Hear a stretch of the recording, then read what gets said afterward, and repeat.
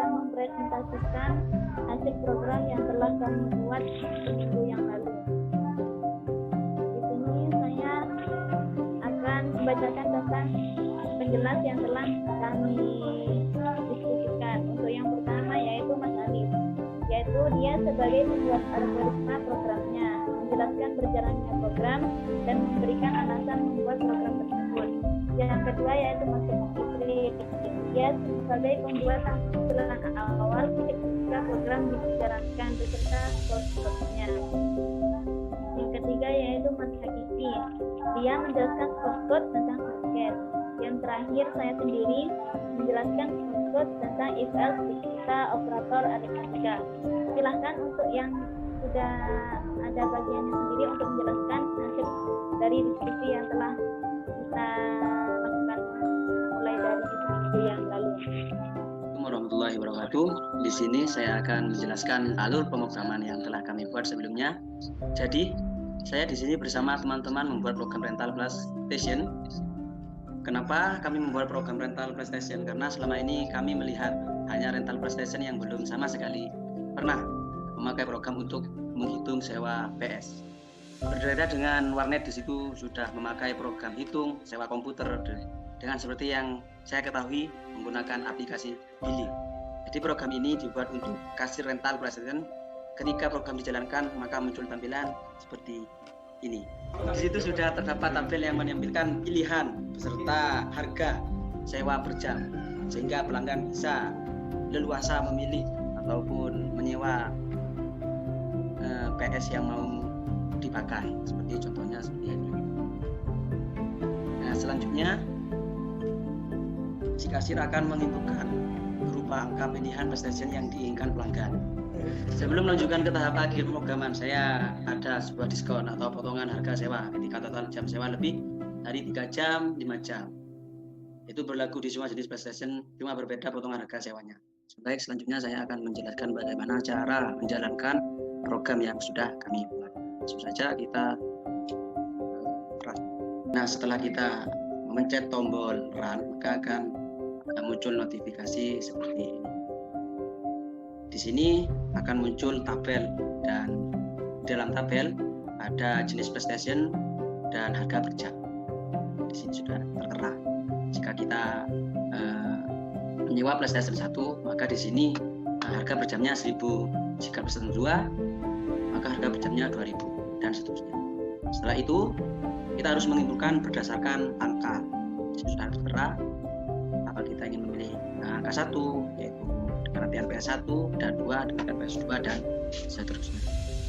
Nah, setelah itu sebelum memilih kita harus memasukkan jenis PlayStation yang ingin kita sewa.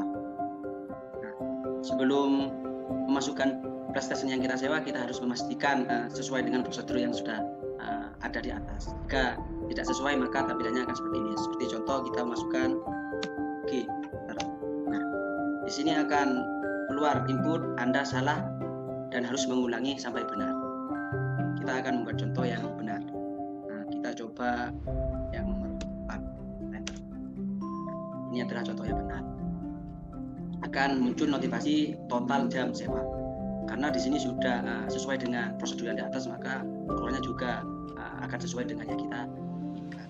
Kita coba pencet tombol 3.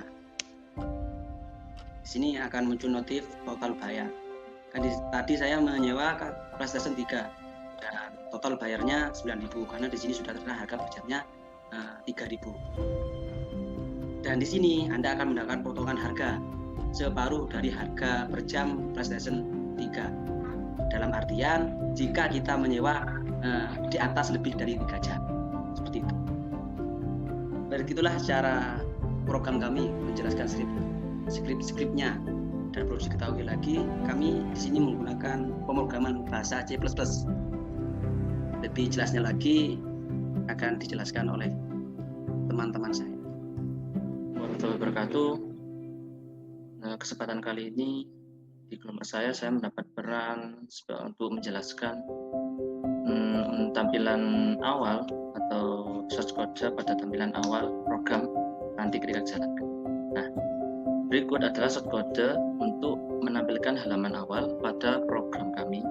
Di sini di bagian file head-nya itu kami menambahkan iostream, conio.h, string, JS video, dan limit. Seperti contoh di sini gambarnya ada limit.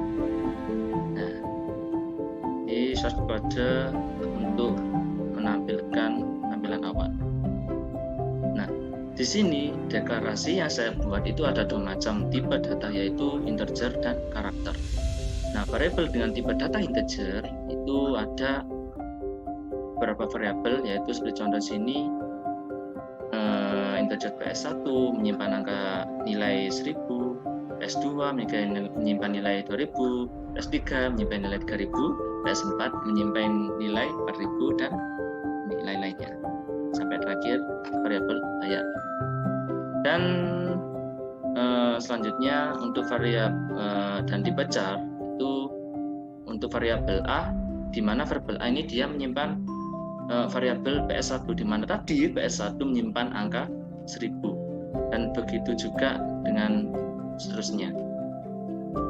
Nah, jadi source code ini ketika dijalankan maka tampilannya seperti ini. Nah, ada semacam tabel. Di sini judul flash rentalnya. Di sini ada tabel pilihan jenis PlayStation yang akan disewa. Jadi nanti si pelanggan bisa memilih jenis PlayStation mana yang akan disewa.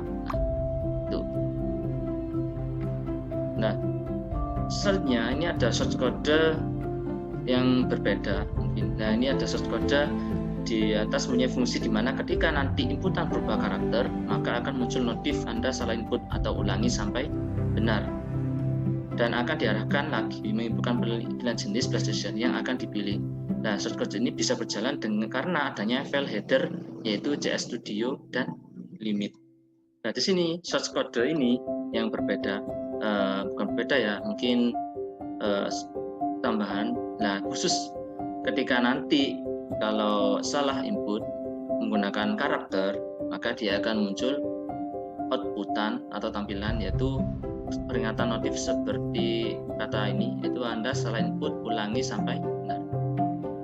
Nah, nanti ketika terus-terusan mengetik atau menginputkan karakter, maka ini akan berulang terus dan akan berhenti ketika nanti menginputkan angka.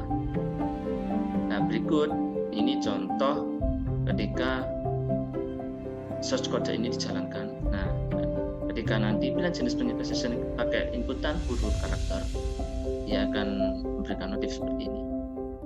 Terus, terakhir ketika nanti input angka, maka bisa lanjut menginputkan total jam sewa. Mungkin sampai sini dulu.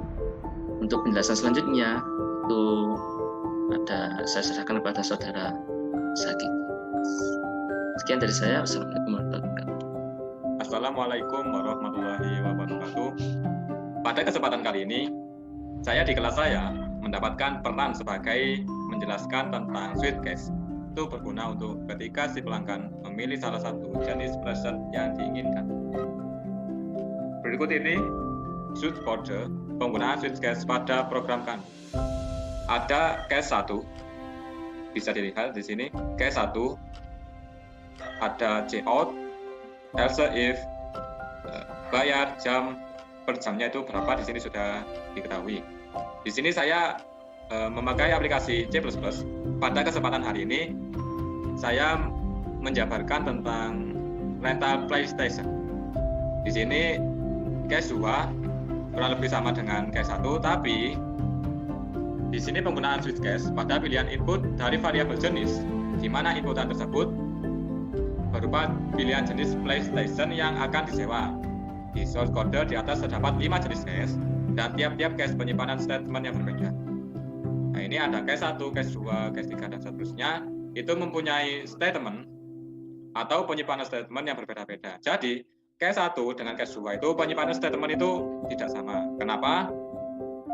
Karena PlayStation yang disewa itu juga tidak sama. Lanjut, Di bawah ini salah satu contoh ketika inputan dari variabel jenis itu memiliki angka 1. Nah, ini contoh dari case 1 dari pecahan case yang di atas, satu contoh yang di atas. Case 1, while cout total jam sewa, jam cout, Anda salah satu input atau ulangi sampai benar. C ignore numeric underscore limits. Nah, ini berkecimpung tentang pembayaran atau nominal atau harga yang disewakan. Lanjut, contoh selanjutnya yaitu contoh dari skrip di atas itu sama seperti penjelaskan dari saudara Yusril, yaitu ketika inputan atau berupa karakter atau huruf, maka akan muncul notif. Anda salah satu input atau Anda salah input, ulangi sampai benar. Notif tersebut akan berhenti jika inputan berupa angka, fungsi, jin. Di atas itu menginputkan beberapa lama job station yang akan sewa. Jika sudah diinputkan, maka lanjut ke statement if else dan operator aritmatika yang akan dijelaskan oleh teman saya, yaitu saudara yang bernama Suila. Baik, penjelasan dari saya, kurang lebihnya mohon maaf. Assalamualaikum warahmatullahi wabarakatuh. Baik, assalamualaikum warahmatullahi wabarakatuh. Saya di sini akan menjelaskan tentang penggunaan if else dan operator aritmatika pada program kami. Contohnya di sini kondisi pertama, yaitu jika variabel yang diinputkan lebih dari sama dengan 3, maka akan memunculkan total bayar, di mana variabel bayar sama dengan jam dikali 1000 dikurangi 500. Kesimpulannya di sini yaitu jika menyewa PS lebih dari sama dengan 3, maka akan mendapatkan potongan harga sebesar 500. Begitu juga pada kondisi kedua, yaitu jika variabel yang diinputkan lebih dari sama dengan 5, maka akan mendapat potongan harga sebesar 1000. Dan jika variabel yang diinputkan tidak memenuhi kedua kondisi tersebut, maka akan memunculkan total bayar, di mana variabel bayar jam dikali 1000. Jadi kesimpulannya di sini tidak akan mendapatkan potongan harga. Nah, jika skor-skor di atas dijalankan, maka akan timbul seperti ini.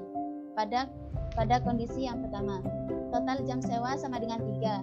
Nah, di sini akan muncul total bayar sebesar 2.500. Maka Anda mendapat potongan harga sebesar 500. Nah, di sini total bayar sama dengan 2.500 ini dari mana?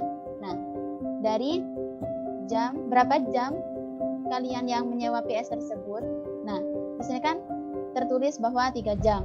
Aslinya ya 3 jam itu kan seharusnya 3.000. Jika menyewa lebih dari sama dengan 3 jam, maka akan mendapatkan potongan sebesar 500. Nah, jadi total yang harus Anda bayar yaitu 2.500. Mungkin hanya ini yang dapat saya sampaikan, kurang lebihnya mohon maaf. Wassalamualaikum warahmatullahi wabarakatuh.